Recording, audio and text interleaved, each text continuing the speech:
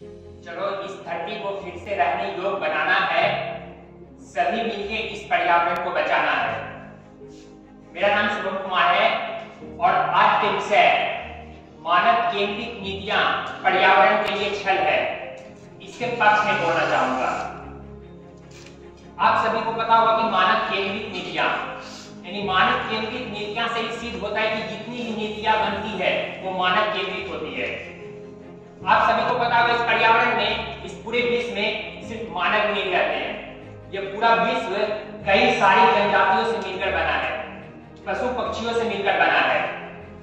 यह कहां तक उचित होगा कि किसी एक सदस्य को देखकर अगर कोई भी नीतियां बनाई जाए तो पूरे विश्व के लिए कहां तक उचित होगा। मैं आपको ऐसे कुछ उदाहरण देने वाला हूं जिससे आपको पूरी तरीके से सिद्ध हो जाएगा कि आज जितनी भी नीतियां मानव केंद्रित बन रही है वो पर्यावरण के साथ कहीं न कहीं छल है।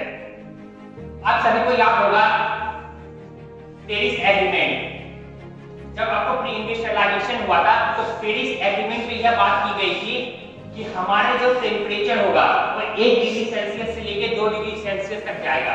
उससे ज्यादा अगर हमारा टेम्परेचर होता है तो हमारे लिए खतरे का निशान होगा। लेकिन क्या आपको पता है हम अपने सर्वाइवल के लिए उस टेम्परेचर को सोचे थे, लेकिन अगर 1 डिग्री टेम्परेचर बढ़ता है तो ना जाने कितने ज्यादा जनजाति का विनाश हो जाएगा, कितने ज्यादा पशु पक्षियों का विनाश हो जाएगा। हम अपने सर्वाइवल के लिए टेम्परेचर को सोच लें कि 1 डिग्री सेल्सियस इतने से ज्यादा जाएगा तो हम सर्वाइव नहीं कर पाएंगे। लेकिन उन जानवरों के लिए कौन सोचेगा, उन जनजातियों के लिए कौन सोचेगा जिनका विनाश हो रहा है। आप सभी को बता दें आज जितनी भी पॉलिसी नीतियां बनती हो गई कि हमारी पश्चिमी सभ्यताओं से निर्भर है और उनसे इन्फ्लुएंस होकर नीतियां बना रहे हैं, लेकिन उनके बारे में कोई नहीं सोच रहा है जो विनाश का कारण बन रही है।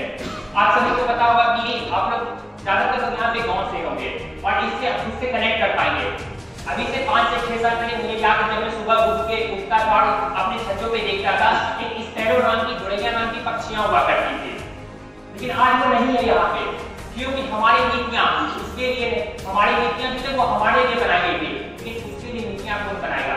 आप उस गोरैये को वापस नहीं ला सकते हैं क्योंकि वो उसकी विरुद्ध की नीतियां हम लोगों ने बनाया और उसका पूरी तरीके से खात्मा हो गया। तो किस तरीके से आपको लगता है कि ये नीतियां प्रकृति के साथ छल नहीं कर, उस गोरैया के साथ छल नहीं है।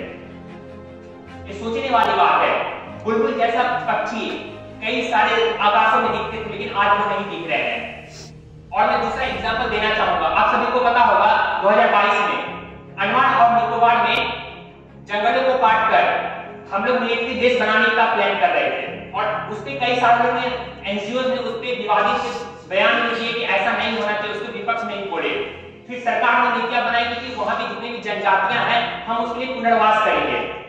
लेकिन क्या सिर्फ उन जंगलों में जनजातियां भी सिर्फ रहती थी? क्या मानव भी सिर्फ रहते थे? उन सारे पक्षियों का क्या होगा, उन सारे जानवरों का क्या होगा जो उन पेड़ पौधे पे रहते हैं। आप इंसानों को पुनर्वास करवा देंगे लेकिन उन जनजातियों के साथ तो छल होगा, उनके लिए नीतियां कौन बनाएगा।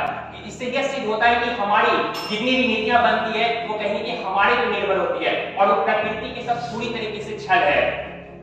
तो इससे सिद्ध होता है कि जितनी भी नीतियां हम बना रहे हैं वो पूरी तरीके से प्रकृति के साथ छल है। तो अंत में बस मैं यही कहना चाहूंगा कि हम नीतियां बनाएं लेकिन सभी को देखकर बनाएं, क्योंकि आज कोई भी जानवर हो चाहे कोई भी इंसान हो एक दूसरे पे सब निर्भर है। अगर एक भाग प्रभावित होता है तो सारे भाग को प्रभावित कर देगा और पूरी तरीके से पूरे अर्थ का विनाश हो सकता है। अगर किसी जानवर का विनाश होता है तो क्योंकि हम अपना विनाश भी उसमें देख सकते हैं। इसलिए मैं अंत में बस यही कहना चाहता हूं जो भी नीतियां बने वो सिर्फ मानव को केंद्रित होकर न बने बल्कि उन सारी जनजातियों को देखकर बने जिससे उनके विकास और उद्भव हो सके। अंत में एक कोट कहना चाहूंगा कि हमें हर एक नीतियां तो बनानी है, हमें हर एक नीतियां तो बनानी है, लेकिन उसे सिर्फ मानव के लिए नहीं उन पशुओं के लिए भी नीतियां बनानी चाहिए। Thank you so much. और पहला नंबर हासिल किया है शुभम कुमार।